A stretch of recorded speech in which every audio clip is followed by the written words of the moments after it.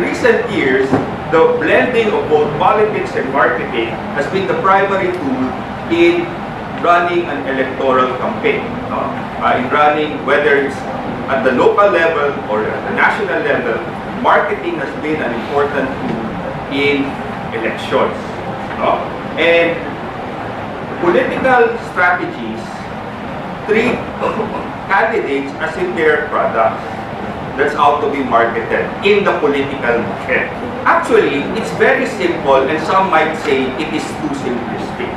Political marketing is simply based on two basic concepts. You have the candidates, and you have to look at the voters and the push and pull factor. No? It's much more colorful in Filipino. No? Yung hata, no? At yung tula. Diba? Yung push actually is the organization, no? The machinery that is needed to sell the candidates to the voters. No? Yun yung tula. No? Pero, you also need to have the hata. No? There should be an inherent characteristic in the product, in the candidate, that will attract the buyers. Diba? So, sometimes, no, you might have all the push, pero kung wala kang pull, then it's useless. No? So, it's very simple. But using this basic principle, we now look at what is called voter segmentation. There are three types of machineries that are used in a political campaign. No? You can have your party, and parties in the Philippines are not parties in the traditional political science concept of party. No? That is platform-based, it carries an ideology, it is organized, it is disciplined. Here, parties, there are no parties in the Philippines, only clans. No? So what we have is a coalition of clans. No? And elections is usually a clash of clans. No? So parties are just a coalition of clans for the practical purpose of joining forces to win elections. No? And then you have machineries that are run purely on money. So if you're a rich candidate, you do not have a party, either you buy into a party, no, like Manny Villar literally bought the franchise of the Nationalista Party. No? Party Bacamo, ito, oldest party din natin, di ba? So, or if you're like Boss Dandy, no? Setting up your own political party, the Nationalist People's Coalition. So if you do not have a party, it's easy. If you have the money, you can set up one. No? But the biggest political party actually used in every election is the government. No? That's the biggest machinery.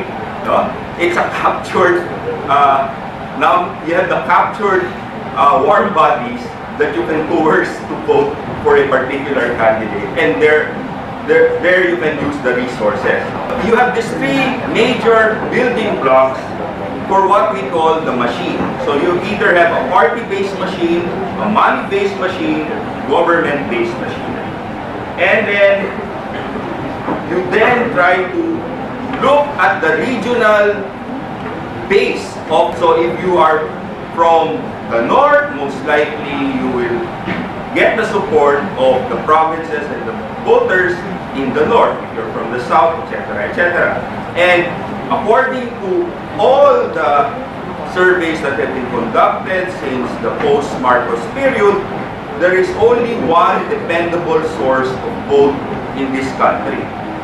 And it is the ethno-linguistic vote. Okay? For sure, every national election, most Filipino voters vote according to their ethno-linguistic types. Okay? So, take that into consideration.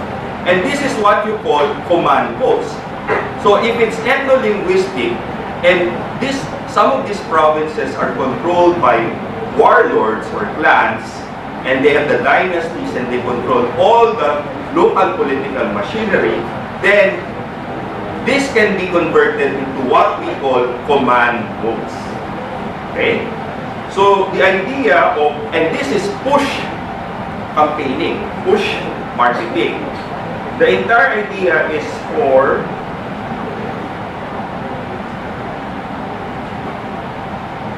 the voters to be pushed into the direction of a particular candidate. And this is what we call the ground war.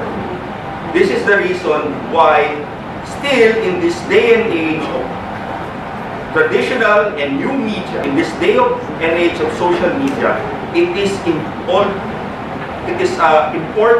for candidates to go on the ground and meet the voters face-to-face. Yung face-to-face campaigning is still a very important part of national campaign. For the Senate, it's important because there's a lot of candidates. It is more important for the presidential and vice presidential campaign because the contest is limited to a handful. So, and this is the lesson we have learned from the victory of Vice President Jeju Binay in 2010, when Mar Rojas was leading all the way and pouring a lot of money in his advertisement, and he was so confident that he already defeated the closest competition, which is Loren Legarda. He forgot that Jeju Binay was all over the place campaigning on the ground and building his machinery from the ground up. So what was Mar Rojas doing? He was trying to fight an air war. And in contrast to the command votes, you have the market votes. These are votes that cannot be delivered by machines or by the parties. These are votes that you have to attract to your column. And one way of attracting is popularity. If there's name recall, it's easy to get these votes. But the best way to attract market votes is through popularity that is based on one's image. Diba? Imahe na yung hinaharap sa botante. Or, if not image, issues. Okay? And this is what we call air war. Okay. Now, since there are no real parties in the Philippines, there's no real ideological groupings except for the left, in the past, what we have instead of ideologies are what we call narratives.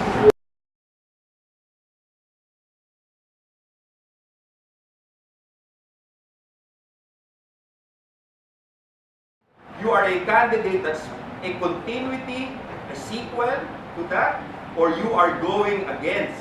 You're trying to build your own story. And candidates must not only tell stories, but they must tell compelling narratives about themselves. Hindi na pwede ngayon yung motherhood statements na sinasabi ni Richard. It should be more than the motherhood statement. You can have all these grand principles, the big idea, but it should all be tied into, a story that can easily be told and that will have an impact on the voters. Okay. Bilis pa. Okay. In the post-EDSA regime, there are two basic narratives that's been at play. One is what we call the reformist narrative, or what we call the good governance narrative. So from the time of Cory Aquino, whose storyline began with assassination of her husband, Ninoy Aquino, in a good versus evil kind of epic battle between Aquino and the Marcoses, yellow versus red, and then they're willing to die for good governance. They're willing to die for democracy. And everyone who goes against them are not part of that good narrative or that grouping of reformists. So The story is basically this. Trust me, I'm morally good. Daang matuwid. No? Diba? But the other one is the more basic. Because the reformist narrative is a middle-class elitist narrative. No? It's part of the middle-class aspiration. It's what we call moral politics. Diba? We are in a mess right now because it's not the victim's fault. It's not the poor voters' fault. It's the fault of the irresponsible elites who's been saying, trust me, we're good. Right? This is the same thing that's happened in other Southeast Asian countries, if you look at it. If you look at Thailand, they're in a mess right now because of this kind of narrative. You look at Indonesia, despite Jokowi, what's the other alternative? The other one is, trust me, I'm one of you. So, makamasa, makamahirap, diba? Nog-nog. Diba? And that is the narrative of populism. But then again, while you are compassionate to the poor, you're willing to help the poor, no? The populist narrative is hidden behind the subtext of Robin Hood. Corruption is just one way of helping the poor.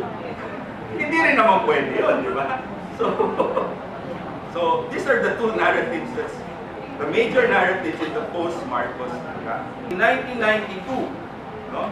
If you look at the machine and the market votes, and if you look at the three components, money, party, government, image issues, of course, money, Boss Danding had the most money. No? Speaker Ramon Mitra had the biggest political machinery. No? He controlled majority of the Senate, majority of the House, all the governors, all the mayors. No? Machinery will bring him the presidency. But no, there was Miriam. Miriam back then was really a potent candidate. The Miriam we're seeing now is just a pale shadow of her old self. Miriam back then electrified the youth vote, the middle class, the reformist vote. But there was another reformist, a non-politician who made an image, a good impression during the EDSA revolution, and who was protected, Cory Aquino, from all the attempts. And that was Fidel Ramos. So it was a toss-up between Miriam and Ramos. And of course, we know that it was a field of 7. There were 4 serious candidates. Ramos won because of the anointment of President Aquino, Cory Aquino. But that anointment was only an add-on because Ramos was already leading the survey. Okay? So the lesson here, machinery by itself is not enough. Market image is not enough. You need an astute mix of both image, issue, and machinery. And tie it all up with a good narrative. Okay? So what happened in the next 1998, no? In the field of 11, Joe De Venecia, the speaker from Pangasinan, no? The builder of the Grand Pangasinan Express, political express, no? The Grand Coalition, the Rainbow Coalition, no? Again, just like Mitra, he had the biggest machinery. But ERAP was unbeatable from day one. So it was just a game of trying to catch up with the number 1 throughout the entire campaign. Never did Vice President Joseph Estrada at that time lost the number 1 slot in all the SWS surveys conducted at that time. But you also had the reformists. The reformist vote was actually dispersed into 5 candidates, what we call lords. No? Alfredo Lim, who was the very first in the post-EDSA political regime to campaign on a law and order, I will kill criminals, no? Kind of thing. He was called RoboCop back then. No? So Lim Osmeña, Tito Osmeña of Cebu, who fought on the issue of Probinsya Muna, development, no? Local development, no? And then you have Raul Rocco and his Technicolor shirts, no? Hawaiian shirts, and he was the darling of the youth back then, no? And then you have De Villa, who was supposedly the continuity candidate of Ramos, no? And then Santiago again. In 2004, because of the extraordinary manner by which Gloria Macapagal Arroyo ascended into the presidency, it has become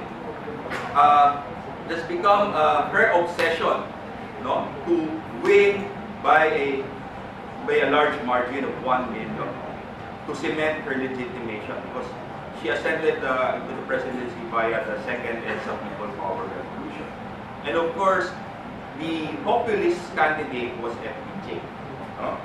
And you had all those other, Ping Lacson again running on law and order, and then you have Bagon Pilipinas, no? Brother Eddie Villanueva, and then Raul Rocco again. But at this time, he was already stricken by cancer.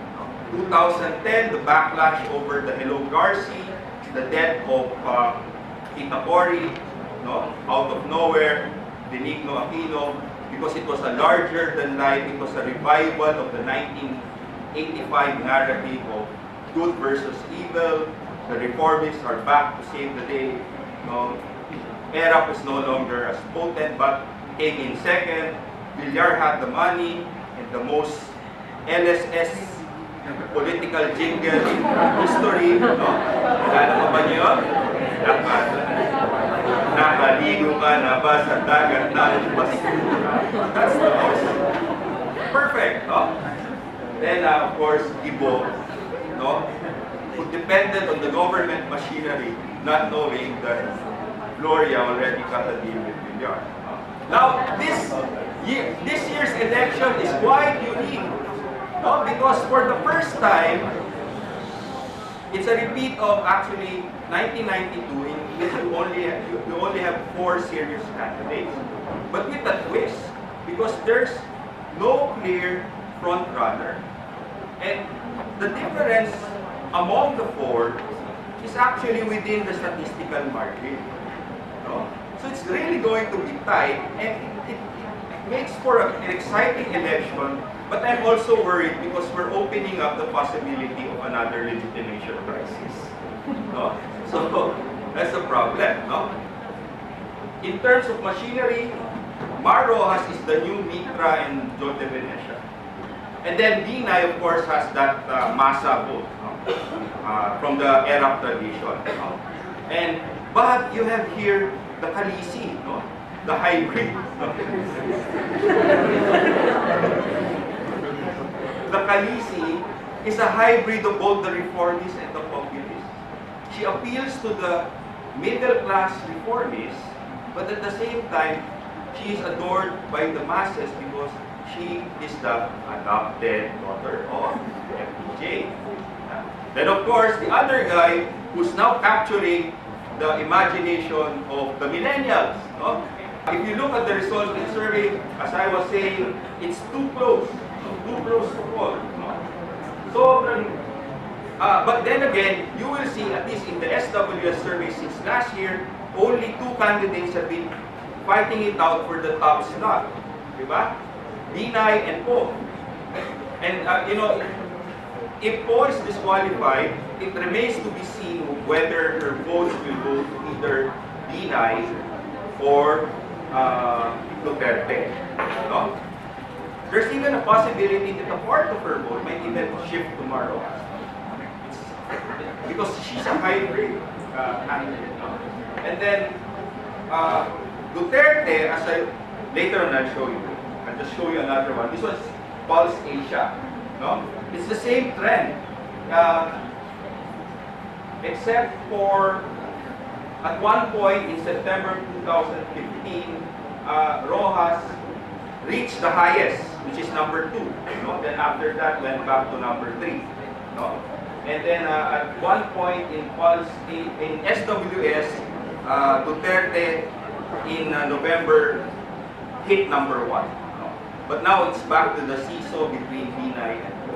So it's going to be quite interesting how it's going to be played out.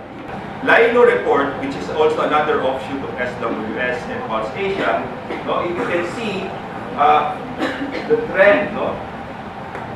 The breakdown in NCR, North, Central Luzon, South Luzon, Visayas, and Mindanao. You can see that Po is strong in Luzon, no? And Duterte is very strong in Mindanao. That's what we call the regional bailiwicks, no? The ethno-linguistic codes. Now, the problem with Duterte, he has a core support of regional voters from Mindanao and a core support from the demographic millennials. No? So from geographical and demographic, he has Mindanao and he has the millennials. Now the problem with his style is that because of his tough image, that's the reason why his core supporters are loyal to him. But he needs to grow his base of support beyond his core supporters, beyond Mindanao and beyond the millennials. Now the problem is that if he recalibrates his style, suddenly he becomes holier than Pope Francis, no? That will result in the loss of his core supporters. But if he continues with his tough guy cursing image, for every core supporter that he has, he loses 2 or 3 potential supporters. So that's the dilemma with Duterte. Of course, with Grace Po, it's that disqualification thing, no? That's preventing her from surging, no? Because that's an uncertainty that's stopping potential supporters and financiers from being, and even voters. No? Okay.